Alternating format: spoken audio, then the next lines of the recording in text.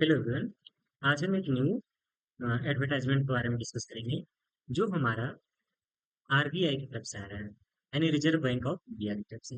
ये जो वैकेंसी है डिप्लोमा कैंडिडेट्स और बीटेड जो कैंडिडेट्स हैं उनके लिए सैलरी अच्छी खासी है। और पोस्ट का बात करें तो ये जूनियर इंजीनियर के लिए है। ठीक है, इसका डिटेल एडवर्टाइजमेंट में क्या क्या चीजें थी, हर बेसिक से बेसिक स्टेप्स के बारे में हम डिस्कस कर लेंगे। ये है हमारा एडवर्टाइजमेंट। ओके। आरबीआई के वेबसाइट पे आप करिएगा RBI.org.in। इस वेबसाइट पे आपको इसका एडवर्टाइजमेंट मिल जाएगा। आप वहां से अप्लाई भी करने का मिल जाएगा आपको। मोड ऑफ अप्लीकेशन का बात करें तो ये ऑनलाइन है। आपको ऑनलाइन ही फॉर्म भरना है। और स्टार्टिंग डेट है जिस दिन से आपको फॉर्म भरना चाहिए वो 16 अप्रैल यानी 16 तारीख से लेकर 6 मई तक आप फॉर्म भर सकते हैं। लेकिन लास्ट डेट पेमेंट का बात करें, सेम वैसे ही रखा गया है, 16 तारीख से लेकर 6 तारीख रखा गया है। टेंटेटिव डेट एग्जाम का जो है वो 6 जून रख दिया गया है कि लगभग 6 जून को आपका एग्जाम हो जाएगा। लेकिन अगर आप फॉर्म भरने में कोई मिस्टेक कर दिए तो आपको करेक्शंस के लिए भी विंडो ओपन होगा जो आपको इन्फॉर्म कर दिया जाएगा। हेल्प फैसिलिटी, अगर आपको कोई फॉर्म भरने में किसी तरह का कोई परेशानी हो रहा है तो आप ये वेबसाइट दिया हुआ है, इस वेबसाइट पे जाकर कांटेक्ट कर सकते हैं वहाँ पे। लेकिन आपको सब्जेक्ट्स लिखना है, recruitment for the post of junior engineer civil and electrical final year 2026। ये लिखने के बाद आप उनको मेल कर दीजिए। नेक्स्ट, अलग अलग कैटेगरी और अलग अलग जोन के हिसाब से वैकेंसी को बाइफरकेट किया गया है। इसमें दो वैकेंसी, एक सिविल के लिए और दूसरा इलेक्ट्रिकल के लिए। फर्स्ट हम सिविल के लिए डिस्कस करते हैं। इसमें टोटल 5 जोन है: east, west, north, south and central. Same electrical के लिए भी यही जोन है।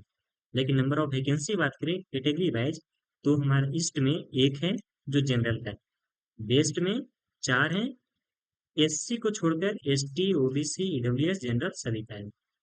साउथ में बात करें तो एक भी सीट नहीं रखा गया है साउथ में। और सेंटर में बात करें तो एक सीट है। टोटल सीटों की संख्या की बात करें तो सिविल का टोटल 7 सीट है। अगर वही इलेक्ट्रिकल का बात करें तो इलेक्ट्रिकल का 4 सीट है, जिसमें से 3 सीट वेस्ट रीजन में है और 1 सीट साउथ रीजन में है। अगर एज क्राइटेरिया का बात करें तो आपका 1 अप्रैल तक 20 से 30 साल के बीच में आपका एज होनी चाहिए। यानी कि आपका 2 अप्रैल 1996 से पहले का आपका बॉर्न नहीं होना चाहिए, यानी जन्म से पहले का अगर है तो आप एलिजिबल नहीं।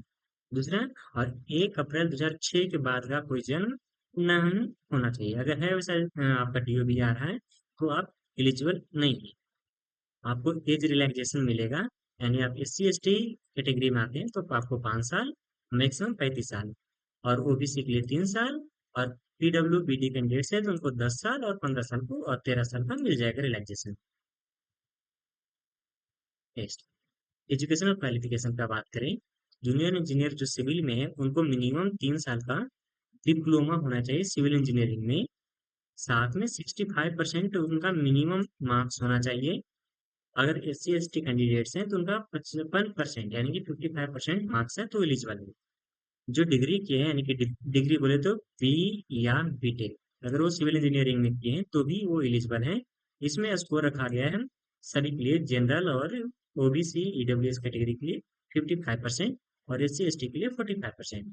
सेम अगर इलेक्ट्रिकल्स के लिए बात करें तो मिनिमम 3 साल का उनके लिए डिप्लोमा होना चाहिए इलेक्ट्रिकल और इलेक्ट्रिकल एंड इलेक्ट्रॉनिक्स इंजीनियरिंग इसमें है तो आप एलिजिबल हैं। आप बीटेक किए हैं और बीटेक इलेक्ट्रिकल में या तो इलेक्ट्रिकल या इलेक्ट्रॉनिक्स में किए हैं तो आप एलिजिबल। कुछ और चीजें भी बेसिक बेसिक चीजें हैं जो आपको जानना चाहिए, वो चीज बताते हैं। फर्स्ट, अगर किसी का स्कोर 49.99 है, आप उसको 50% से कम ट्रीट करेंगे। सेकेंड, अगर आपका स्कोर परसेंटेज में नहीं है और CGPA में या SGPA में अगर दिया है किसी ने तो आप 6.75 को आप ट्रीट करेंगे 60%। इस तरह से रेशियो बना के दिया है। नेक्स्ट है एक्सपीरियंस का हम बात करें, जो 1 अप्रैल 2026 तक एज ऑन डेट है, क्रुशियल डेट है। एक्सपीरियंस चाहिए आपको मिनिमम, जो डिप्लोमा किए हैं उनको 2 साल का एक्सपीरियंस होना चाहिए और जो डिग्री किए हैं उनको 1 साल का एक्सपीरियंस होना चाहिए। किस फील्ड में? एग्जीक्यूशन या supervision of civil construction work में या सिविल मेंटेनेंस वर्क में, ऑफिस बिल्डिंग या कमर्शियल इंडस्ट्रियल, ये सब बिल्डिंग्स में तो आप एलिजिबल हैं। ठीक है। अगर आप साथ में 1 साल का ग्रेजुएट अप्रेंटिसशिप ट्रेनिंग किए हैं किसी भी पीएसयू में, तो भी आप एलिजिबल हैं। इलेक्ट्रिकल्स के लिए सेम, डिप्लोमा में 2 साल का एक्सपीरियंस और बीटेक है तो 1 साल का एक्सपीरियंस आपको होना चाहिए। और अगर अप्रेंटिसशिप किए हैं तो आपका 1 साल का ग्रेजुएट लेवल का अप्रेंटिसशिप होना चाहिए पीएसयू में, तो आप एलिजिबल हैं। सिलेक्शन का बात करें तो सिलेक्शन का मोड दो तरीके से रहेगा। फर्स्ट होगा ऑनलाइन एग्जामिनेशन, दूसरा होगा language proficiency test, LPT. Online examination में टोटल 300 मार्क्स रहेंगे, जिसमें 150 नंबर दिए जाएंगे और टेंटेटिव डेट रखा गया 6 जून को आपका एग्जाम होगा, जिसमें 4 कैटेगरी होंगे जिसमें इंग्लिश लैंग्वेज 50 क्वेश्चंस और डिसिप्लिन का 2 पेपर, पेपर 1 40, पेपर 2 भी 40, और जीके जीएस का आपका 50 क्वेश्चन रहेंगे। इस तरह से हर सेक्शन का टाइम भी शेड्यूल रहेगा। जैसे पेपर 1 पेपर 2 के लिए 40-40 मिनट के लिए दिया गया, जीके जीएस के लिए 30 मिनट, और वही इंग्लिश लैंग्वेज के लिए 40 मिनट दिया गया। जैसे ही आप उसको क्वालिफाई करते हैं, पेपर वन बोले तो ऑनलाइन एग्जामिनेशन को आपको एलपीटी टेस्ट के लिए बुलाया जाएगा। जो लोग का स्कोर ज्यादा रहेगा वही लोग एलपीटी टेस्ट में आएंगे। दूसरा एग्जाम लैंग्वेज जो टेस्ट है वो मैंडेटरी रहेगा। ठीक है। वो हिंदी इंग्लिश में नहीं कर सकते, वो सिर्फ इंग्लिश है तो इंग्लिश में रहेगा। सेकेंड, क्वालिफाई सभी सेक्शन में आपको करना है।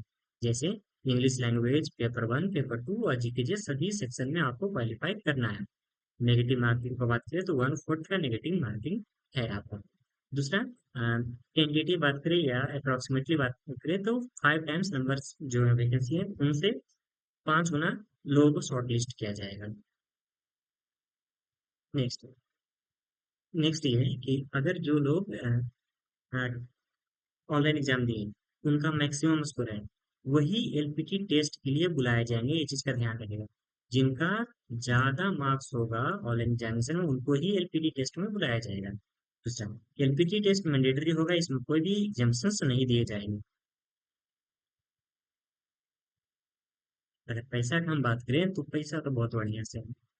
जो सिलेक्ट हुए कैंडिडेट उनका स्टार्टिंग बेसिक पे 47,700 रुपया पर महीना रहेगा, जिसमें इंक्रीमेंट्स भी बहुत सारे हैं और अलाउंसेस हैं। अभी अगर प्रेजेंट में बात करें तो initial monthly gross emoluments of junior engineer civil और इलेक्ट्रिकल का अप्रोक्सीमेटली 91,309 रुपया है। इनिशियल जैसे ही ज्वाइन करेंगे पहला महीना आपका 91,309 रुपया लगभग बनेगा। अगर आपका गवर्नमेंट ने 15% का आपको एचआरए देगा, मीन्स अगर एकोमोडेशन नहीं है वहाँ पे, बैंक में बैंक के जो भी क्वार्टर्स हैं वहाँ पे एकोमोडेशन नहीं है तो आपको 15% उसका पे जो भी होगा उसके अकॉर्डिंगली आपको एचआरए दिया जाएगा। उसके बाद अगर जहाँ पे कोई भी वैकेंसी नहीं है, सपोज कहीं कोई जोन ऐसा है जहाँ पे S C S T OBC EWS category का वैकेंसी नहीं है, फिर भी वो कैंडिडेट्स अप्लाई कर सकते हैं। जो इस S C S T candidates होंगे उनको पैसा देने की जरूरत नहीं होगा। S C S T OBC certificate से रिलेटेड ये है। हाँ, इसका क्रूशियल डेट्स ध्यान में रखिएगा। क्रूशियल डेट्स ये है हमारा, जो ओबीसी कैंडिडेट्स हैं जो रिजर्वेशन के लिए क्लेम्स कर रहे हैं या एस सी एस टी के लिए भी क्लेम कर रहे हैं, एज ए क्रूशियल डेट समझ लीजिएगा उसका, कि उसका फाइनेंशियल ईयर 2025-26, 24-25, 23-24 और इशूड ऑन और आफ्टर 1 अप्रैल 2026 होना चाहिए। इसके अगर बाद है तो आप एलिजिबल नहीं होंगे।